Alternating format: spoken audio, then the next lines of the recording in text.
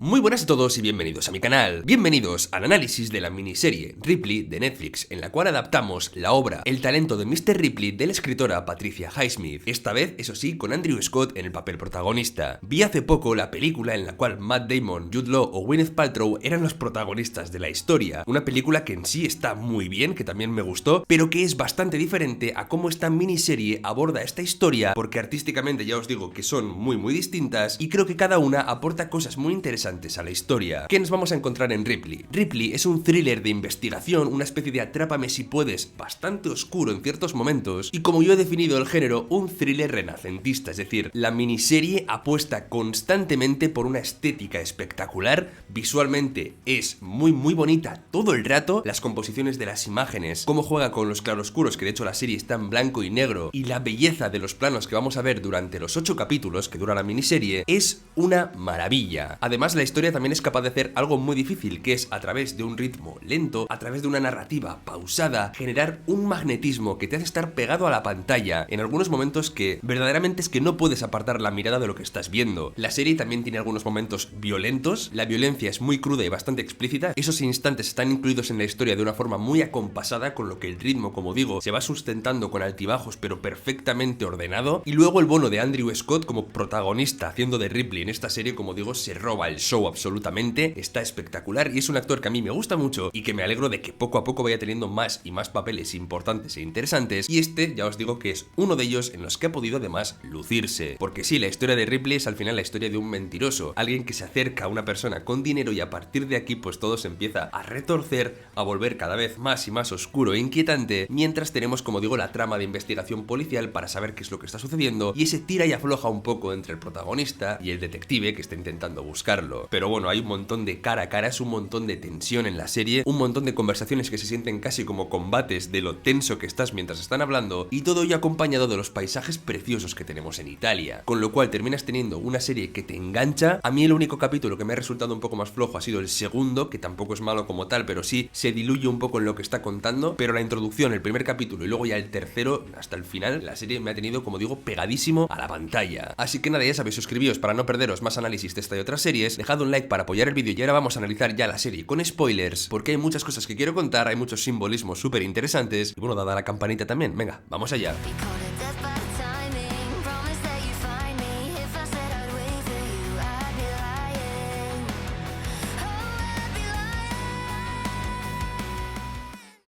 Voy a empezar haciendo un análisis por los simbolismos, porque hay un montón durante toda la historia, y el primero que llama la atención es cómo la serie constantemente parece enfocar a las estatuas, las gárgolas y demás esculturas que pueda haber en cualquier escenario. El arte dentro de la obra es muy importante y creo que en cierta manera está relacionado con la clase social, es decir, la gente que puede permitirse pagar el arte caro es la gente que tiene dinero, y esa es la gran aspiración del personaje de Ripley. Con lo cual que veamos todo el rato estatuas, sobre todo algunas que son preciosas, para mí hace referencia a esa grandeza que Ripley quiere conseguir, a ese estatus económico al cual quiere llegar y al final a la vida que va a querer vivir porque él se siente un don nadie. Otra cosa que la serie también hace es mezclar a nuestro protagonista, a Tom, con la ciudad de Nueva York, en el sentido que os he dicho antes, que él se siente un don nadie, quiere destacar, y verlo como uno más refuerza esa sensación de que Tom Ripley tiene esa ambición de destacar de la muchedumbre. Luego los espejos, reflejos y derivados tienen muchísima importancia en la construcción visual de los cambios de identidad que va a tener este personaje. Si os fijáis, hay espejos presentes en muchísimas escenas de la miniserie y siempre jugando, como digo, con esa idea de cuál es verdaderamente la identidad, hasta qué punto está su personaje dispuesto a cambiarse, a tomar el lugar de otro para cumplir con sus ambiciones. De hecho, también hay escenas que difuminan su personaje, que lo ponen detrás de transparencias, que lo blurrean incluso para darnos esa sensación de cambio de personalidad. Luego otra cosa que llama muchísimo la atención dentro de la historia son las escaleras. Hay muchísimas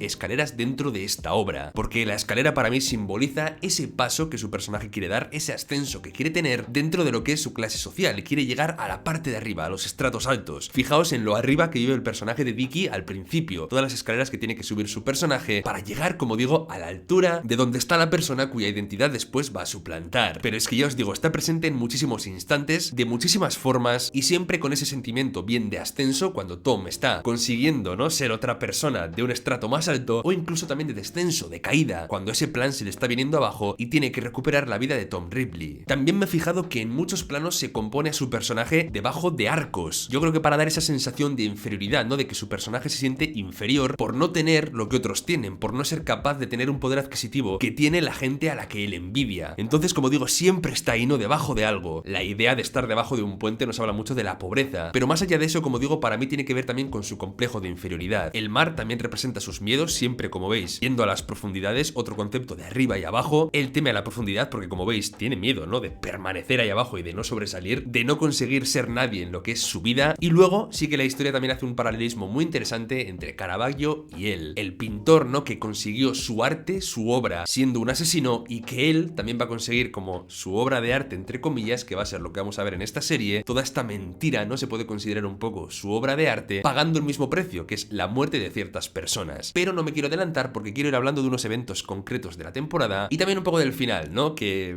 es abierto y también un poco distinto, por ejemplo, a la película del talento de Mr. Ripley. Como os he dicho, el primer capítulo me ha gustado mucho, el retrato de Tom en su vida diaria, de cómo vive una vida muy humilde, casi rozando la pobreza, de cómo tiene que subsistir engañando, haciéndose pasar por esa consulta médica, cobrando facturas que no le corresponden. Se nos retrata como un mentiroso, como un estafador, y le surge esta posibilidad de tratar de convencer al hijo del señor Greenleaf de que vuelva a casa. Y aquí es donde empieza verdaderamente lo que es la historia y la trama principal. Pero como digo, el planteamiento y cómo se nos presenta su personaje y su situación me ha parecido muy bueno, así como el planteamiento de la trama principal. El segundo capítulo ya os he dicho que es quizá el que menos me ha gustado porque se difumina un poco la historia, te mete en la trama de la camorra pero todavía sin ir a ningún sitio, y sí, vas viendo que la relación entre Vicky y Tom se va forjando, como Tom también empieza a intentar imitarlo, que esta escena ha sido buenísima. Ver actuar a Andrew Scott haciendo estas imitaciones ha estado muy bien. También como su relación con Marge al principio pues tiene muchas fricciones, pero va mejorando, como ayuda con su libro para ganársela. Pero aquí sí tengo que decir que en la película creo que Jude Law hacía de un Dickie mucho más carismático que el de esta serie. Aquí no tiene casi peso. En la película que os digo sí que notas un personaje muy distinto, con muchísimo carisma, que a pesar de luego no estar porque muere, digamos que su peso se siente todo el rato.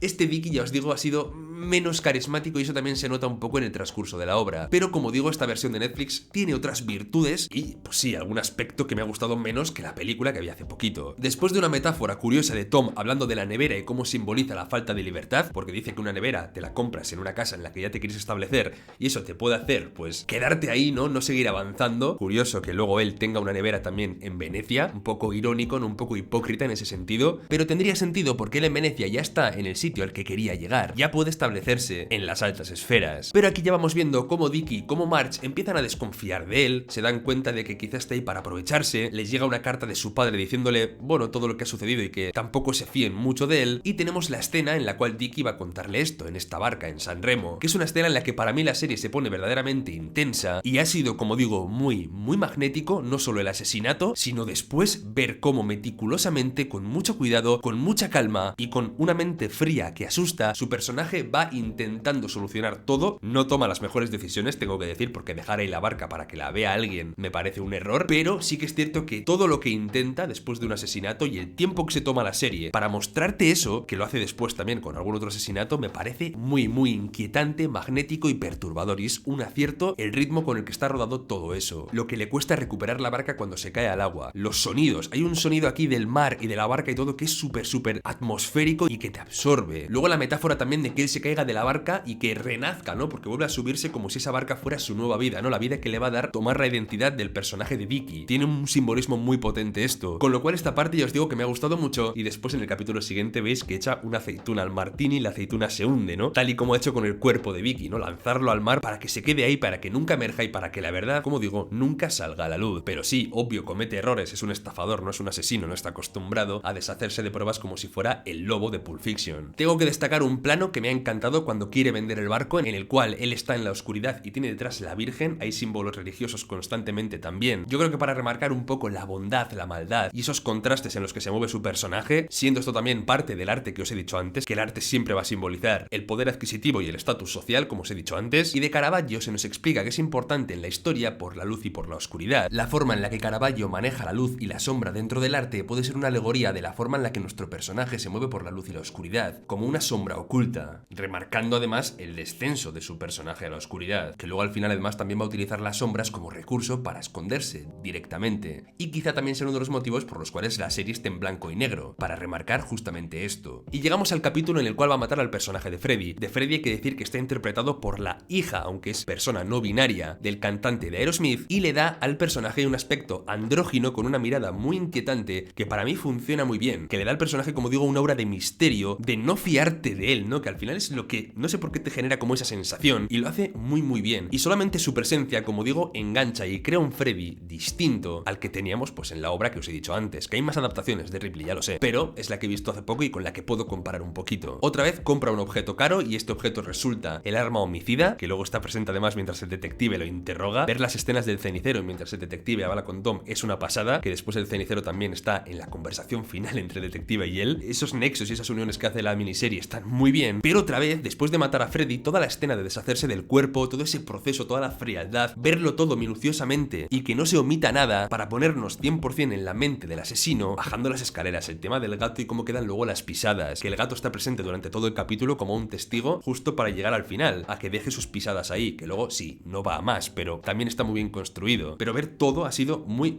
magnético. Porque esta serie, cuando plantea una secuencia, sabe tomarte, digamos, de la pechera, te agarra de aquí y te dice, ven aquí que te voy a mostrar una serie de eventos que tienes que ver como si no hubiera un mañana. Y eso, como digo, para mí lo ha hecho muy bien. La historia no es fácil generar eso con cosas que están sucediendo encadenadas. Es que cuando mismamente llega a Roma y empieza a cambiarse de identidad, lo ves con un interés que me ha sorprendido. Y a partir de aquí comienza una especie de cara a cara, ¿no? Como un duelo entre el detective y Ripley. Entre la mentira que Ripley se ha construido, que la intenta defender ante el detective, y la pericia de este detective, ¿no? Que no es malo, pero no consigue dar con la tecla de lo que está pasando. Es muy importante también el hecho de quién conoce a Tom físicamente y a los que ha engañado diciendo que es Dickie. Como unos no saben que el otro está, cómo le aprovecha las dos identidades para moverse, y ese juego que se monta entre los dos personajes es de lo mejor, tanto en esta miniserie como en la película. En la película está como más condensado, pero tiene también mucha fuerza, y la miniserie lo consigue transmitir de otra forma. Es más turbio, más sucio en la serie, también termina funcionando. Hay una relación también un poco curiosa entre la sangre y el vino, ambos con tonos oscuros dentro de este blanco y negro, similitudes visuales entre limpieza de sangre y limpieza de vino, las copas después de los asesinatos y demás, eso está ahí presente. Como una celebración de la victoria a partir de la violencia, es decir, el vino la victoria, la sangre la violencia. A partir de la huida a Palermo es verdad que se le empieza a caer un poco la mentira a Ripley, vemos su descenso, incluso hay una escena en la cual él tiene que ir a un hotel pero la habitación no está arriba sino que está abajo, muy simbólico ese descenso de escalera para demostrar que está perdiendo ya la identidad de Dickie. En el banco también hay una firma falsa que tiene que ir él a demostrar que es cierta, pero como que se siente muy presionado ya a Tom y en ese punto decide abandonar la identidad de Dickie y montarse una coartada de que Dickie se ha ido a Túnez, de que se ha suicidado después en el barco, es lo que terminan diciendo, porque manda una carta muy inteligentemente a la señora del apartamento que tenía alquilado, ¿no? Para cubrirse las espaldas, porque hace cosas muy inteligentes. Y tú además sabes que todo se rompería si una persona que conoce a Tom ve a Tom haciendo de Dickie, o si de repente alguien que no conoce a Dickie pero está hablando con Tom haciéndose pasar por él, viera simplemente una imagen de Dickie, cosa que no sucede y que es creíble que no suceda en ese momento de la sociedad. Hoy en día, solo con las redes sociales, esta mentira que tendría Tom es imposible de mantener, pero estamos en otro tiempo y la apariencia de las personas, dónde están y la forma de localizarlas, todo ha cambiado muchísimo, con lo cual es también muy curioso ver esas diferencias sociales. Con un Tom ya en las últimas, con una habitación de hotel, pues ya muy pequeña, viendo que a Dickie se le agota el tiempo, ¿no? Como personaje ficticio, ya es cuando decide ir a Venecia y recuperar la identidad de Tom. En el capítulo final me ha encantado el cara a cara, jugando un poco con la luz, ¿no? Igual que Caravaggio hace en sus obras, para engañar al detective para que no se dé cuenta. Esto podéis pensar que debería darse cuenta, pero no es tan fácil, o sea, en tu cabeza no cabe pensar que dos personas pueden ser la misma y además con looks tan diferentes, o sea, esto yo me lo creo al 100% tal y como la serie lo ha planteado. Luego también las escenas con Marge, que hay momentos en los que crees incluso que la va a matar, pero ella se termina creyendo la historia, esto casi que le salva la vida, o sea, su inocencia, la forma de creerse la mentira de Tom, de que el anillo pues se lo ha dado y de que Dickie ha podido suicidarse, es lo que termina haciendo que su personaje siga con vida. En el momento en el que lee la carta de lo que ha pasado con Dickie, esa carta que os he dicho que le han mandado a la señora que vivía en su bloque de apartamentos, ahí es cuando se cierran todos los cabos sueltos, dan por hecho que Dickie se ha suicidado y parece que se va a salir con la suya, ¿no? O sea, digamos que se cambia el pasaporte una vez más, recupera el cuadro y lo cuelga ahí en su pared como muestra de la obra de arte que acaba de conseguir. Ahí tenemos el paralelismo con Caravaggio. Caravaggio tuvo su arte, que eran sus cuadros, y él ha tenido su arte, que es esta mentira que ha construido. Esas esquinas que se ven en el cuadro de Picasso hacen referencia a todas las situaciones que él ha creado, esos entresijos de mentiras de los cuales ha salido indemne, porque es lo que verdaderamente se le da bien. Esa es, como digo, su obra de arte final. Quedarse con dinero de Dickie, fingir su muerte y salirse con la suya en 2 asesinatos. Bonito el paralelismo de Tom con la copa de vino y con el arma homicida, con el cenicero, aunque es otro, es verdad. Y Caravaggio también con su copa de vino y su espada. Aunque sí que tenemos esa escena final en la cual el policía recibe el libro de Marge y se da cuenta, porque ve una foto por fin de que su Dicky era verdaderamente